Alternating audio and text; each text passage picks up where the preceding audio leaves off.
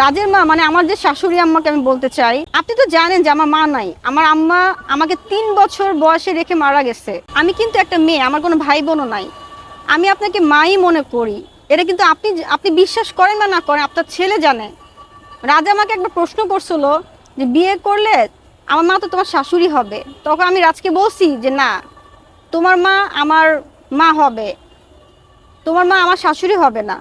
তুমি আমার জামাই হতে পারো, বাট তোমার মা আমার শাশুড়ি না, তোমার মা আমার মা হবে, কারণ আমি মার ভালোবাসা জীবনও পাই নাই।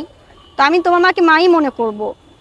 আর আমি আমার মাকে মানে শাশুড়ি আমাকে বলতে চাই যে একটা পশু জানোয়ার যদি আমরা লালন পালন করি, সপ্তাহখানিক পরে কিন্তু ওই ওই পশু পাখিও কিন্তু আমাদেরকে সম্মান করতে শিখে যায়, আমাদের ভালোবাসা আমাদের কষ্টটা শিখে যায়।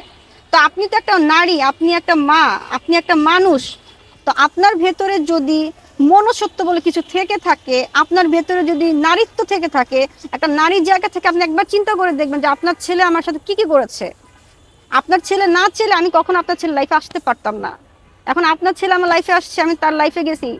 আপনি যদি এত কষ্ট পান যে আমি কেন রাজকে ভালোবাসি বা রাজ আমাকে কেন ভালোবাসে, এটা আমাদের যদি ভুল হয়ে থাকে, এটা আপনি কখনো ভুল বুঝতে পারবেন না, কারণ আপনি তো আমাদের জায়গা নাই।